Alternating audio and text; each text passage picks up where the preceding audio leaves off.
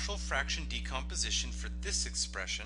I'm going negative 8 over, if I factor out an x from this, it looks like I'll be left with an x squared plus a 4x plus a 4, and that of course is x plus 2 squared. X times x plus 2 squared.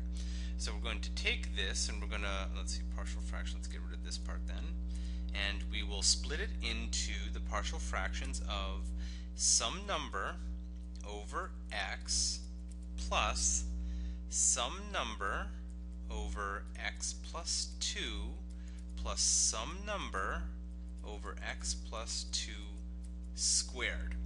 Okay, so this is going to be good. This is a technique very useful in the calculus. Okay, so let's multiply both sides by the least common denominator here, x times x plus 2 squared. When I perform this multiplication on the left, the entire denominator reduces, so we'd be left with negative 8 equals, when I do it against the a piece, the x's will reduce, so you'll have a times x plus 2 squared. When you do it against the next piece, one copy of x plus 2 will reduce, so you'll have bx x plus 2. And then when we do it against the third part, we're going to have both of the x plus 2's cancel, so you'll just be left with cx.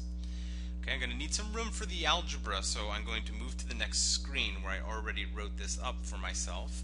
Negative 8 equals a times x plus 2 squared plus bx times x plus 2 plus cx. And we're now going to plug in some special numbers to make our life easy. We're going to plug in first the number x equals 0. When I replace x equals 0 into this equation, we get negative 8 equals 0 plus 2 is 2, squared is 4, so you get 4a. Notice that because of this, the 0 will make this part become 0 and this part become 0, so we really just have negative 8 equals 4a, and that forces a to be equal to negative 2. So we're already kind of 1/3 the way done with the problem because we found the negative 2. Okay, next number that's special that we could plug in, let's plug in the number x equals negative 2. So that's a special number here because on the left we'll get a negative 8, that's sweet. Negative 2 plus 2 is 0, so the a part is gone. Negative 2 plus 2 is 0, so the b part is gone. And all we really see is the c with the negative 2. So we'll get negative 2c, and that implies that c equals 4. So doing pretty awesome so far. Now we do need one more. We have to plug in one more value because we've got to figure out what b is. So I'm going to plug in x equals any number you want, really. I'm going to choose the number 1 because it tends to be convenient to work with. So negative 8 equals 1 plus 2 is 3, 3 squared is 9, and 9 times a is negative 18. Because don't forget, a is negative 2, so we actually already knew what a was.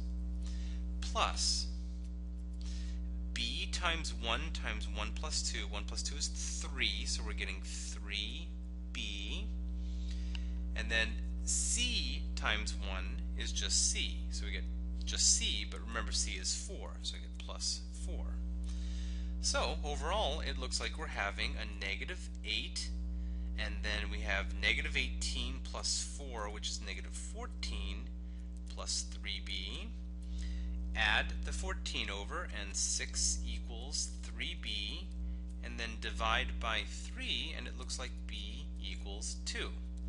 So a equals negative 2, b equals 2, and c equals 4, and that means that our final answer is going to come out to be, let's go back here and write it on this page, remember, because of the form, so we get a was a negative 2 over a plus the b, and I can see that the b, actually I can't see it, b was equal to 2, so 2 over x plus 2, and the c was a 4, I remember that one, so that's 4 over x plus 2 squared, and that is your